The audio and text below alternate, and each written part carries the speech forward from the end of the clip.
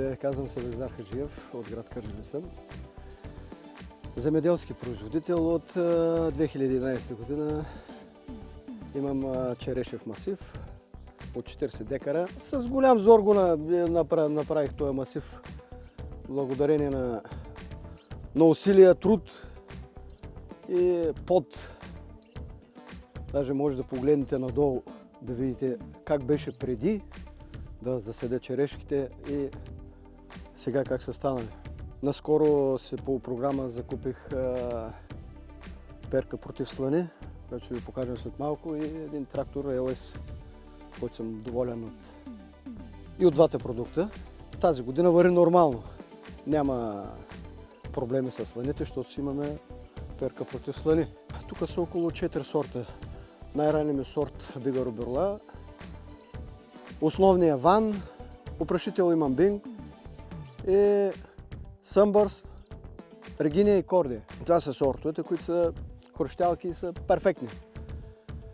И пазара ни е под всякаква критика. Нямаме пазар, това е. За черешите, както каза, че са златни, така си е. И така трябва да бъде, златни са. Трябва да попитат как ги отглеждаме, как се трудим. От март месец тук съм излезнал резидби, третиране, пръскане, изхвърляне на клони, косене, оран, варосване. Това всичко е труд. Те си мислят така, черешата е намерена на улицата. Ами ето, това е моето спасение тази година, де се включва автоматично при падане на температурите до 0,5 и изключва, когато дигне вече 2,5 градуса температура ниско долу. Датчика единия е тук долу, другия е на високото, на 7-8 метра. Снощи в 3 часа се включи, тук температурите паднаха на -2. Но благодарение, че горе имаше топъл въздух, който го завъртя и спасихме горе-долу нещата. Тая година да ги опазим от следната, после ще мислим. Тази перка се спрях аз много от самото начало, от 2011 година, аз в началото нямах никаква продукция. В смисъл, те първите 3-4 години няма как да има продукция, но след това, през това време забелязах, че тук много често падат сланите и се колебаех между тунели, покривала отгоре, дъждуване да направим. И взех да ровя в интернета и се срещнах, видях за Фрост перките с Даян. Обадих му се, дойдоха тук един ден с едно момче. Тук дойдаха и изчисляваха отляво, отдясно с компютъри, къде е какво е разстоянието, къде ще върви течението. И казаха ми, че ще ми върши работа и участвах по програма и закупих. И сега наистина с две думи мога да кажа, че върши работа. За слани е перфектна. Първият път, когато се включи още първия студ, когато беше, това беше на 12 април, мисля, че беше, или 13 или горе-долу, както мила да го беше, по едно и също време беше. И идвам. Аз имам камера тук, която показва кога почва да работи, и сутринта в 2:30-3 часа ставам от къщи, терасата гледам. Вън слънчево, приятно, хубаво време. Не слънчево, мъгла, няма мъгла, няма нищо, чисто небето.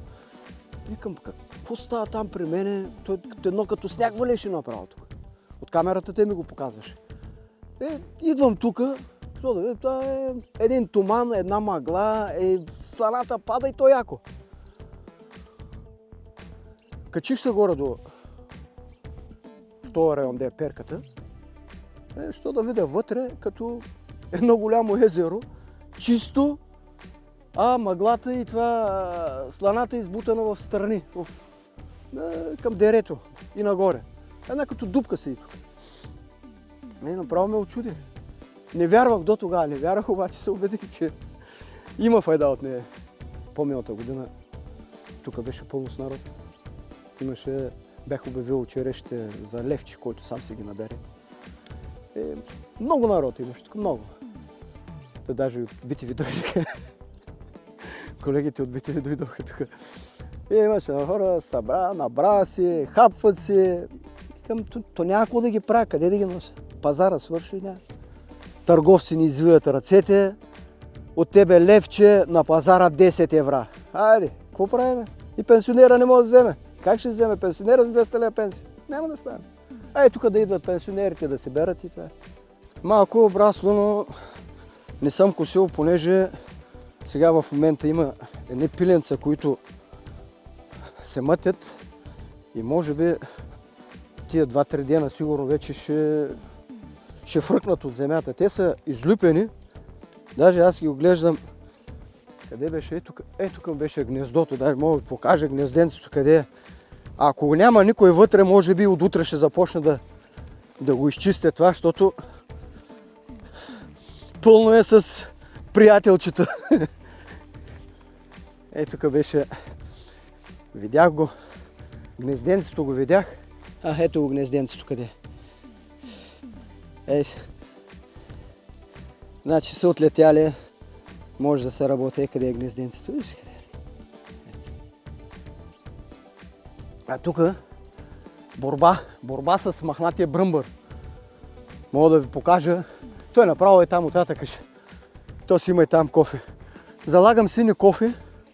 Това бръмбър се харесва. Синият цвят. Не знам защо. Но ги привлича. Тук има, има и тук има малко. Те са малко оттатък, повече са другата кофа. Синя кофа, слагаме водичка и оцет. Оцета се слага, за да не влизат други опрашители, като пчеличките, да не се давят в тези кофи. Това е сорт Съмбърс.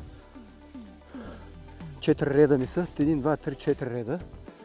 А от тук нататък вече са. През един ред съм ги сложил Региния акордия, долу-горе. Ето те са по-късен сорт. И цветът още не ми е опадал. Това е кордията. Те са с дълга дръжка, хрущялка също, но стават като биволско сърце, много едри. Хубави и вкусни череши. Ето около другата кофа. Сега мога да ви покажа на нея за цвета. Не са много, не са като по-миналата година, но пак се виждат, има. Перката фаща, значи от там до тук клоните ги развява. Нагоре проблема е някъде около 3-4 реда отгоре. Но самия въздух, то започва да пълзи нагоре и качва и го фаща чак долу-горе до бора. Значи пробва го, качих се аз горе, да видя дали ще има някакво движение. Качих се горе, усетих едно течение, де си отдолу направо пълзи и се качва нагоре. Което е добре. Тя фаща може би към, ако е наравно, някъде към 68 декара. Моите са 40, така че, но не е равно. Наклона има значение. Защото той го забива, например, да кажем, на 20 ред, 10 метра висока, на 20 ред като го заби, оттам нагоре вече започва да пълзи. Това като озреят, така си задолу. И прасенцата да видиш какво правят. Първата година, пак имах горе-долу така, когато започна да дават добре, плодове като има. Идваме един ден тук, клони очупени по земята. Викам, това кой е кидвал тук, кой е правил? Гледам някакви дирчици, разбираш, копитка. Диви прасенца. Майката, те са малки, майката се изправя, чупи клона с главата. Как се прави? Не знам как дига главата, чупи клона и малките се дърат отдолу. Между другото, тук ги засадих черешите. Беше декември месец, 2013 година. Имаше сняг. Но бях направил ямките с средел, с трактор. И имаше сняг. Нито съм поливал. С сняг, с пръското имам. Заравям. Никакъв проблем. Първите 3-4 години едно дръвче нямах изсъхнал, но откъде дойде тая ръжда и ми поболя ранния сорт, ми го направо побърка. Този сорт, регинът, кордията също са много податливна на болести. Ръждата ги хваща от всякъде, с шмянки. Всичко. Не третираш, не пръскаш ли? Казват, че не трябва да се на цвят, не можело да се пръска, на това не може. Добре, кога трябва да пръска? Никога ще има продукция, ако не пръска. Заради пчелите, окей. Приятели, колеги, пръскайте вечерта, пчелите спят, пчелите са прибрани в кошерите. Дават го пак 3 градуса в Кърджали, утре сутринта е ясно времето и 3 градуса в Кърджали, тук ще бъде пак минус 0,5 или 0 и сланите точно по това време се появяват. Ето ще се тръгна вече така.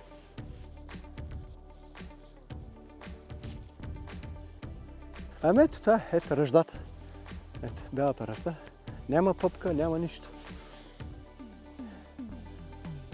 И така се отива и дървото, защото не третираме с химия. Работна ръка не имам, защото на вълка врата му е дебел, защото си върши сама работа и по-добре. Викаш, тук пари даваш, накрая вървиш след тях. Резидбата сам си правя, сам си я чистя, подреждам клоните по средата, с тракторчето шредера минавам, дебелите ги отделям настрани, къде са по-дебелките. И до година за другия сезон, тук по средата се прави един голям огън, когато има пак такива по-големи студове, за да може перката да взима от топлото и да го разхвърля на цялата градинка. Казвам се Деян Кирязов. Консултант съм на фирма Horti Smart Solutions за напояване и защита от слана. В случая сме на обект край Кърджали, където сме монтирали перка против слана Frostbost C49. Сега ще ви разкажа малко повече за нея. Перките най-общо се състоят от двигател, в който се намира и електрониката, табло, с което наблюдаваме двигателя, обороти на двигателя, температури на маслото, на антифриза, както и температурите долу при дърветата, горе на 10-я метър и някои други климатични параметри. Кулата на перката и най-горе се намират ветлата на перката, които са уникални за Frostbost C49. Това са 4 ветла, за разлика от всички аналогични продукти на пазара, не само в България, и по целия свят. Вътре виждаме двигател Perkins с таблото за управление на Frostbost. Общо взето перката работи изцяло автоматично. Стартира при зададени параметри на контролера, обикновено от 0,5 до 1 градус и половина. Стартира, съответно винаги спира 2 градуса отгоре, т.е. ако стартирате на 0,5, перката ще спре при 2 градуса и половина. Горе имаме анемометър, сензор за скоростта на вятъра. При достигане на 8 км в час, дори да е стартирала при тихо време за сланата, перката спира да работи и се стартира отново при спадане на скоростта на вятъра. Оставена в случая в режим ауто, като може да бъде лятно време, например, изключена в режим OFF, но остава да бъде под наблюдение през таблото. Служи най-малкото за климатична станция на терен. Може, разбира се, да бъде стартирана и ръчно. Има авариен стоп и авариен старт. Скоростта на вятъра в момента е 8,4 км. Ако малко стихне, също не пречи да я запалим. Първоначално перката загрява за определено време двигателя, като поддържа обороти от порядъка на около 800, след което рязко засилва и стартира движението.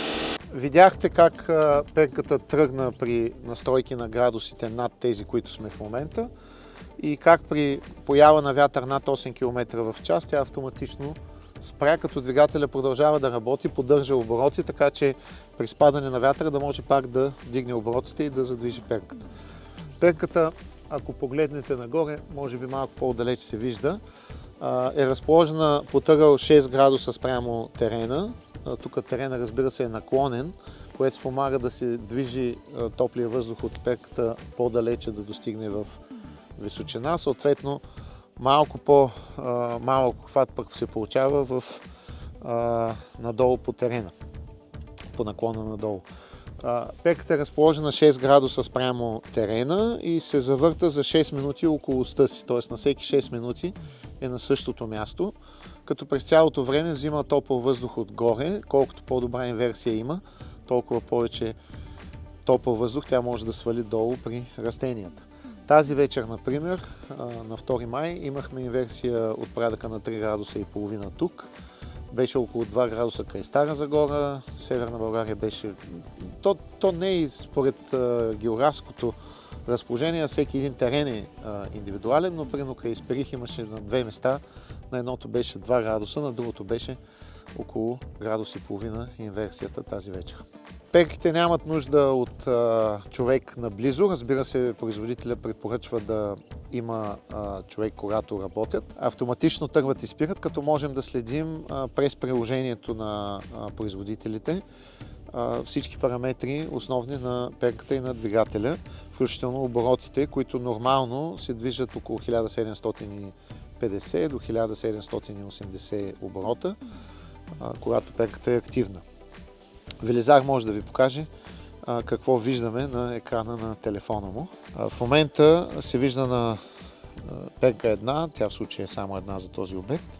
Се вижда температурата, вижда се дните, в които е стартирало на 28 април, също 29 и сега с нощи. Ако се увеличи, може да се види как точно е работила и перката, като температурата спада постепенно. Виждате как инверсията е била по-малка, след това се вдига температурата на 10-тия метър и нагоре и съответно разполагаме с една инверсия, която можем да ползваме, тук се вижда по-отчетливо, за опазване на цветовете. Долу е било 1,4, горе е било 2,8 на 28 април, което е от порядъка на градуси 4. Малко по-добри, даже почти двойни, са резултатите за инверсията от снощи 2 май. Това е само част от продуктите, които предлагаме за защита от слана. Предлагаме също вариант с дъждуване с спринклери над овошките, което е много подходящо за по-ниски температури, от порядъка вече на минус 5, минус 6 градуса. Но в същото време пък е неподходящо за точно тези градуси, които са около нулата, когато не може да замръзне водата, понеже там разчитаме на замръзването на водата, при което се отделя топлина и да пази цвета или съответно дърветата или лозичките. Всякакви други решения, не само за сланата, и за напояване, за автоматизация на напояването, за резервоари за вода и всичко свързано с водата и земеделието, може да намерите на сайтовете на фирма Horti Smart Solutions. Ами какво да кажа за мене? Жив съм, здрав съм и ще продължаваме. Няма да се откажа от земеделието, защото това ми прави удоволствие. Никой няма да се откаже. И докато съм жив, ще си го гледам това тук, колкото мога. Децата, ако имат желание да дойдат да помагат, добре са дошли. Поне здраве!